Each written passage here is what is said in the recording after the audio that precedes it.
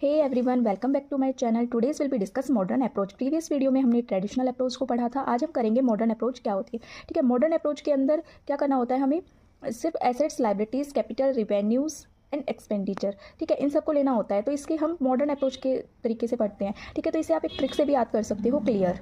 ठीक है, सी से कैपिटल, एल से लायबिलिटी, ई से एक्सपेंडिचर, ए से एसेट्स एंड आर से रिवेन्यू। ठीक है, तो अब आपको ये करना है कि अगर आपकी एसेट्स है वो इंक्रीज़ हो रही होती है तो वो डेबिट होगी, अगर डिक्रीज़ हो रही होती है तो वो क्रेडिट हो जाएंगी। अगर आपकी लाइबिलिटीज़ डिक्रीज़ हो रही होती है तो उसे डेबिट करेंगे, एंड इंक्रीज़ हो रही होती है तो उसे क्रेडिट करेंगे। कैपिटल में अगर आपकी जो कैपिटल है वो डिक्रीज़ हो रही है तो डेबिट करेंगे, इंक्रीज़ हो रही है तो क्रेडिट करेंगे। सेम रूल चलेगा लायबिलिटी एंड कैपिटल का एंड रिवेन्यू का भी। डिक्रीज़ हो रही है तो आप उसे डेबिट करें, इंक्रीज़ हो रही है तो आप उसे क्रेडिट करें। एक्सपेंडिचर का इंक्रीज़ हो रहा है अगर आपका खर्चा जो है तो उसे डेबिट कर दें, और अगर कम हो रहा है तो उसे क्रेडिट कर दें। ठीक है, इंक्रीज़ और डिक्रीज़ चलेगा। आपका एसेट्स और एक्सपेंस का जो रूल है वो एक साथ चलेगा, और आपका जो लायबिलिटी, कैपिटल, रिवेन्यू का जो रूल है वो एक जैसे चलेगा। आई होप आपको मॉडर्न अप्रोच क्लियर हो गई होगी। Thank you.